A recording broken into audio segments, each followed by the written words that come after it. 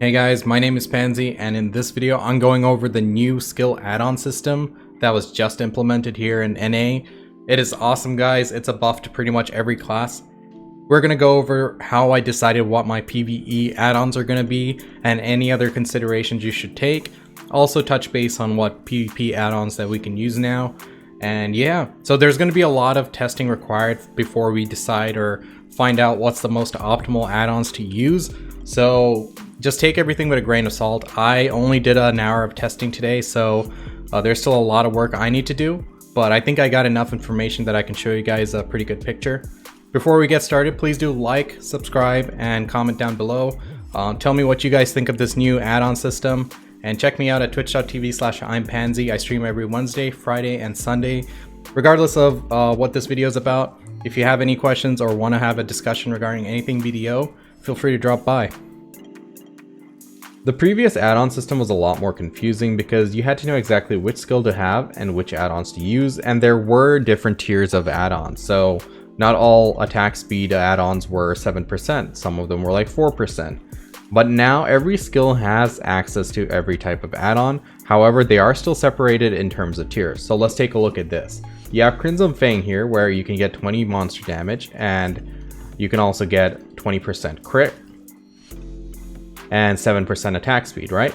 So you have 20 crit, 7 attack speed. Now if you look at a different skill, for example the flow of it, let's see the flow explosive blow. When you take a look at here, all of them are in a different tier which are much lower, like 10 monster damage, 10 crit, and 4% attack speed. So generally what I'm trying to do right now is focus only on the highest tier of the skills. So all my skills are going to be in the highest tier. Now the main focus here is that through my damage rotation, I want all the main add-ons to be procced.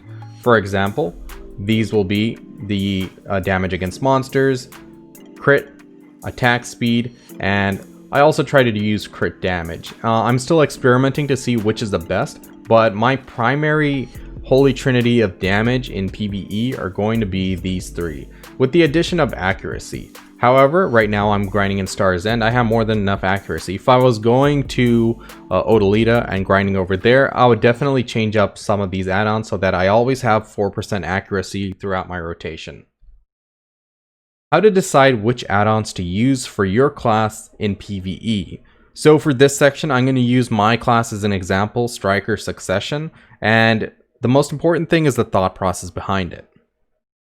Generally, when I start off my PvE rotation, I start by pulling the mobs and then hitting them with a Rage Hammer, because Rage Hammer flows very well with dash for a Succession Striker. It's just one of those built-in mechanics and it feels really good to hit.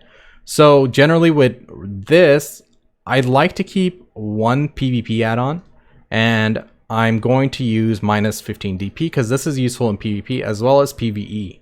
The reason I keep a PvP buff there is because I do have to defend my spot, and Rage Hammer is a very solid skill to be able to hit the target with and proc the add-ons. So as soon as Rage Hammer is done, I usually wait for the mobs to pull in. I usually maybe do a somersault kick or something while they're grouping up. And once they're grouped up, I start things off with Skull Crusher. Now, the old add-on also had the 20% crit, so I'm used to doing that. That's the only reason I kept this. I might change that rotation going forward after more testing. But for now, I'll go ahead and keep 20% crit and 7% attack speed. What this is going to do is give my Crimson Fang, the following skill, a lot more damage because the attack speed on Crimson Fang is going to be huge.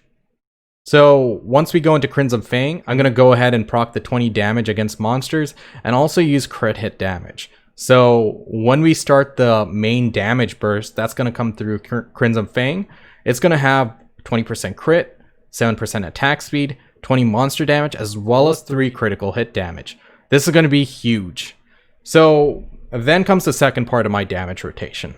For the second part, I always get behind the target either using dash, or I turn my mouse and use backflow and get behind the target and hit a Roaring Tiger. By the time I hit the Roaring Tiger, it usually kills off most of the mobs, but just to make it more prominent, I'm going to go ahead and give it back attack damage and use crit hit damage again, just so this lingers for Adamantine as well. So usually the mobs are dead with Roaring Tiger, but if they're not, I go into Adamantine. Adamantine skills are generally a bit slower. They feel slower and clunkier, so I went ahead and gave the attack speed add-on to this because it should run out by the time I get to that point, and I'm going to refresh the damage against monsters as well. By the time I get to Adamantine, I'm going to have back attack, crit hit, damage against monsters, and attack speed. So usually by this time, the mobs are dead. The only exception is going to be 2 rows, at which point I might go into some other add-ons as well, probably refresh the a DP debuff of Rage Hammer, but I'll do more testing for that. But generally, this is the thought process. You want to be able to proc all the primary add-ons by the time you're through all your rotation. So generally, by the time you use your main skills, the add-on should already be procced and ready to go. In this case, it's Crimson Fang and Adamantine. So when you pick your add-ons, you gotta definitely take into account your spec, how you like to play. For example, in PvP, you might be more passively playing. So if you're a more passive player, you might want to use debuffs such as DP debuff, attack speed debuff, movement speed debuff. And if you're more burst oriented, then you might want to have like attack speed, PvP damage, crit hit. So those kind of things. So you're going to have to pick and choose on how you play. But generally, this new system is going to cater to everyone in that sense. Now, if I'm grinding in Odalita, I'll definitely throw in more accuracy add-ons. Not quite sure where, but I'll probably just go all in for PvE at that point and replace PvP damage here with accuracy for Rage Hammer, because I always start off by pulling those. And the mobs in 2 rows, they're not too far apart, so I don't have to wait too long for most of the mobs. So this is probably what I'll do, accuracy and DP debuff, because accuracy really scales well in Odalita and those spots. So definitely keep in mind where you're grinding, because that'll also alter some of the add-ons that you need. Now let's talk about the add-ons for PvP. I won't go into everything as far as the build goes for Striker, because there's a lot of variables and a lot of testing I need to do.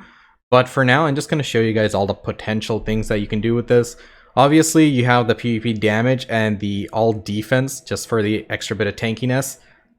If you're a range class, you should definitely take into consideration that using all defense plus and minus 10 AP for PvP damage as a possibility, because if you combine those two, that will definitely make you more tanky in PvP. You have the standard debuffs of evasion, accuracy, attack speed, movement speed. These are always great. If you're going for the extra damage with dots, you can do that. There is recovery, which I don't really recommend for PvP. I think there's a lot better things to use your add-ons for. So generally, I would try to keep the attack speed and casting speed up. Crit hit rate is not really that big of a deal, in my opinion. I think you're better off at utility, just because you do have a lot of crit, and this game is at a point where if you're equally geared, the chances are if you put them on the ground with a grab or a knockdown or a float, you're going to be killing them. So I wouldn't go into crit hit rate, but mostly for me personally, I'd always focus on the negative debuffs. Like I'll keep a skill with minus 15 debuff here. Maybe the minus 7 attack speed. That's huge when I'm fighting like a ninja or a Kuno, just to slow them down a bit. The crit hit damage and stuff, you could if you want. I really wouldn't go into down attack and back attacks, air attack, but crit hit damage might be something I would consider if you need any of those. Down smashes adds a striker and a mystic. I really don't need that, but for the classes which do need that extra bit of CC potential, or at least extending a CC, you could go into that. But overall, I think this new system is really going to cater to PvPers, and you'll be able to organize your skills in such a way that it's completely different for each person. Because you could go the standard cookie cutter route, but honestly, I would go for what you're most comfortable with and how you play. One player is not going to play exactly the same as another. If you compare my Mystic gameplay versus another Mystic, it's going to be different, because I have my own preferences in terms of how I like to initiate, how I swap blows or do my super armor rotation. And if you're a ninja, there's going to be a lot more intricate details that a ninja player would try to take advantage of, versus someone who's probably not as in-depth or not as experienced. When you go into like a class like Berserker, I've seen many different styles of berserkers play. I had a friend who used to have a lot of mobility for whatever reason. He was super fast as a berserker. He just had a lot of control. So for someone like him, you know, adding those debuffs would be really huge. Like, you know, slow down the target even further, make it even more difficult to fight against him.